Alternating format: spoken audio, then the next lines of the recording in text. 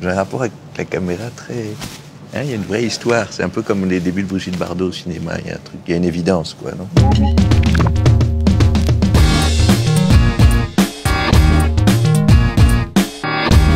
Je me donne beaucoup de mal pour ça, ça doit se voir. J'aime bien les mecs dont on voit le vernis qui se fissure tout de suite. Salut, ça va? Ouais. Et une seconde, je suis en train de dire bonjour à des gens, merde. Sorry.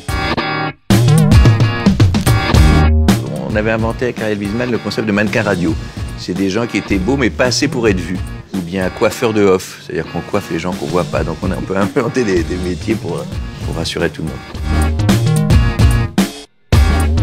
Vous faites allusion... je crois à Mensonge de trahison, un film de haute qualité dans lequel j'interprète le rôle principal et je crois que je joue très bien dans ce film.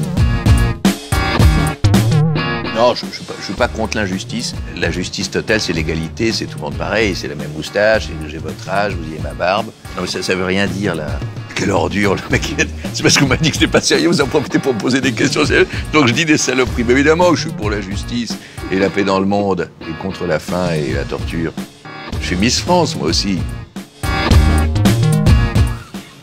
Oh, je suis plus champ de course que champ de pavot, plus cheval comme Pium. Vous voulez que je réponde des trucs, des conneries, les réseaux, coucher, être franc-maçon? Non, j'en sais rien. Comment on devient acteur? Il faut avoir envie, j'imagine, je crois. Mais derrière le masque du clown, bien sûr, de l'entertainer, il y a bien sûr une profonde mélancolie, un enfant blessé. Sauras-tu le découvrir?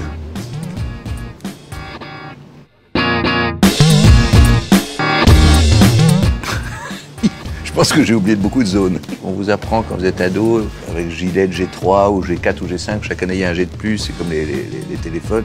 Vous n'aviez que 5 lames, vous êtes fou. Gillette G6. Ce qui est très bien, c'est de poser une question et après d'avoir dans les yeux un tout petit doute sur la question. Oh bah dis donc,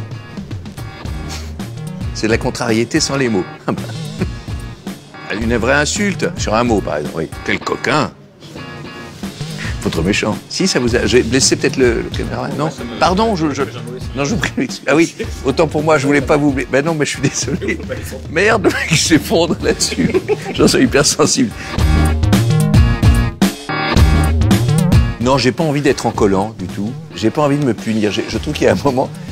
Il y a certaines émissions comme ça, on se dit, écoute mon vieux, tu dois être puni de vouloir passer. Ah, tu veux passer à la télé, Coco. Ah, tu veux vraiment être connu.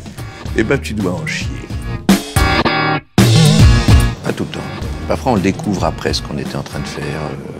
Et parfois, par exemple, on parle pour savoir ce qu'on pense. Ou on fait quelque chose pour savoir ce qu'on voulait faire. Donc parfois, on fait quelque chose. Non, j'ai pas de dernier mot. Parce que j'ai pas de message à faire passer, donc j'essaie d'être à votre disposition avec beaucoup d'humilité et de renoncement à tout ego.